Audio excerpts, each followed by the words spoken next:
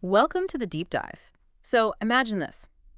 You're looking to diversify your portfolio, maybe add a little real estate to the mix. Sounds like a solid plan. Right. But then it hits you who wants the hassle of actually being a landlord. Oh, dealing with tenants, late night calls about plumbing. No thanks. Exactly. And that's where our topic for today comes in, real estate investment trusts, or REITs. Ah, REITs.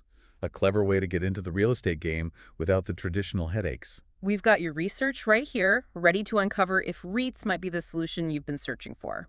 But first things first, what exactly are REITs? Our source mentions something about pooling money from investors. It's a bit like crowdfunding, but for buildings. Crowdfunding for building. Yeah, well, it's a well-established structure, actually. Basically, REITs pool money to buy, operate, or finance income-producing properties. We're talking office buildings, apartments, those massive shopping malls, things that generate rent.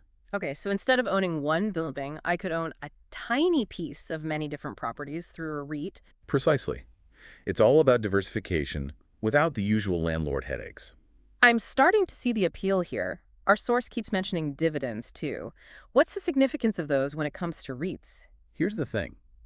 REITs are legally required to distribute at least 90% of their taxable income to shareholders as dividends. 90%. High payout ratio makes them attractive to investors looking for that steady income stream, especially in retirement. Interesting. So it's less about waiting for a property to appreciate in value and more about that consistent cash flow from rent payments. You got it. But remember, REITs aren't just about dividends. They offer other advantages compared to, say, buying a rental property yourself. Right. Our research highlighted diversification and transparency as key benefits. Let's unpack those a bit, starting with diversification. How does that actually work with REITs? Think of it this way. With REITs, you can get access to a wide range of property types. We're talking commercial, residential, even those niche sectors like healthcare facilities or data centers. So it's not just about owning a tiny piece of a bunch of apartment buildings. Not at all. And this diversification can potentially offer more stable returns because you're not relying on just one property or one sector of the market. It's like having a built-in safety net, right? If one type of property isn't doing so well, others might be booming, and that can help balance things out. Exactly. Now, on to transparency. REITs are subject to strict regulations and reporting requirements. Which means? They have to be transparent about their finances and operations. This gives investors a level of comfort and trust. You actually get to see where your money is going and how it's being managed. That's reassuring, especially in the world of investing. But our source also mentioned other real estate investment options, like real estate mutual funds. Yeah. How do those stack up against investing in REITs directly? Good question. It's an important distinction. See, real estate mutual funds, they can hold REITs, yes, but they can also hold other real estate-related investments. Okay, so it's a broader approach. Exactly.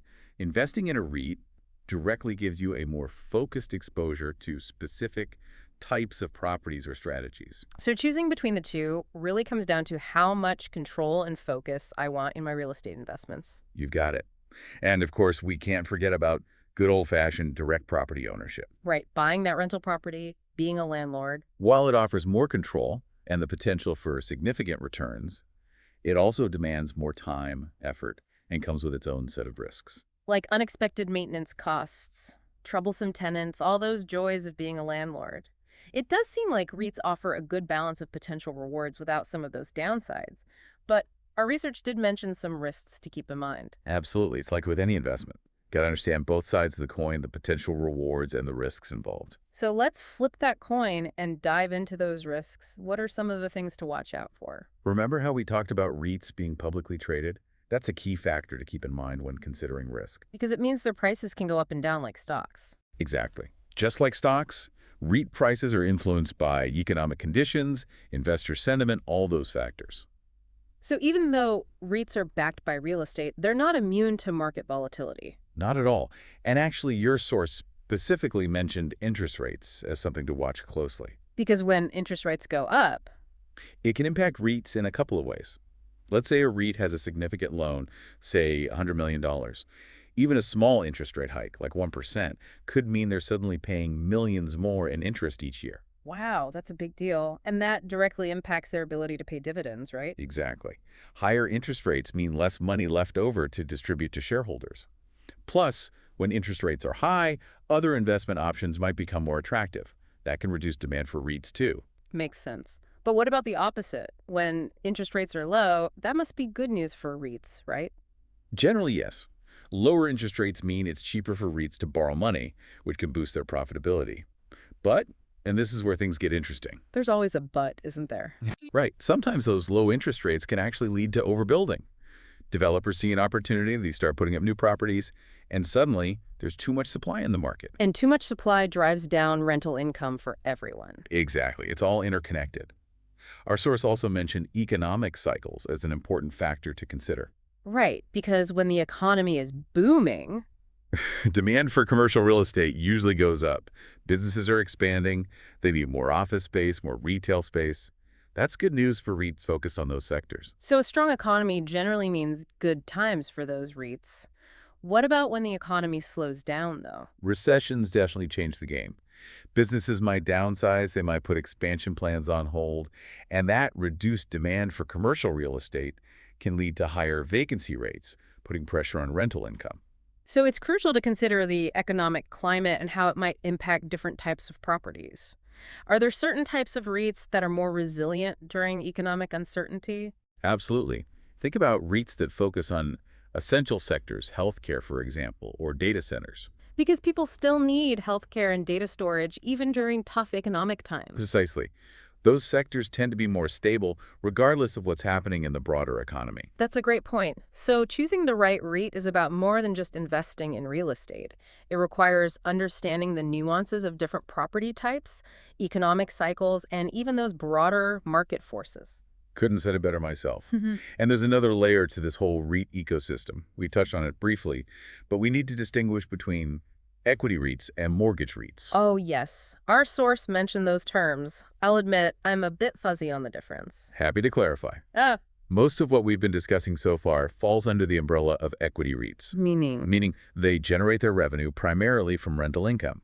They own the properties outright. Mortgage REITs, on the other hand, They're a bit different. a bit, yes. Mortgage REITs, or MREITs, don't own those properties directly. Instead, they lend money to real estate investors or they invest in mortgage-backed securities. So they're profiting from the interest earned on those loans rather than the rent itself. You got it. It's like the difference between owning a rental property and being the bank that provides the mortgage. Ah, now that makes it crystal clear. So with equity REITs, it's like I'm directly invested in those shopping malls, office buildings, the properties themselves. Exactly. Your returns are tied to how well those properties perform, how much rent they generate. With mortgage REITs, though, it's a whole different ballgame. Because instead of owning the building, I'm essentially the bank lending the money. Perfect analogy. Hmm. Your returns are tied to the interest earned on those mortgages. Yeah. And that's where things can get a little more complex, a bit more volatile. Because my returns hinge on those interest rates staying favorable. Precisely. REITs are highly sensitive to interest rate fluctuations.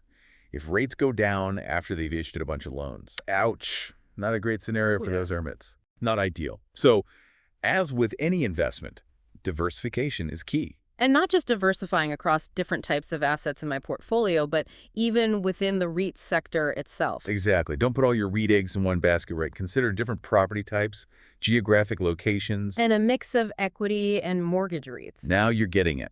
It's all about spreading that risk, potentially creating a more balanced and resilient real estate investment strategy. This deep dive has been incredibly insightful. We've demystified what a REIT is, explored the different ways they generate income, the factors that impact their performance. And how to start evaluating whether REITs deserve a spot in your portfolio. Exactly. Remember, this was just a starting point. There's a whole world of information out there waiting to be discovered. Don't be afraid to do your own research. Explore those financial websites, maybe even have a chat with a financial advisor. Solid advice. It's all about figuring out what aligns best with your investment goals, your risk tolerance. And remember, knowledge is power, especially when it comes to investing your hard-earned money. Couldn't agree more. A huge thank you to you, the expert, for joining us on this deep dive into the world of REITs.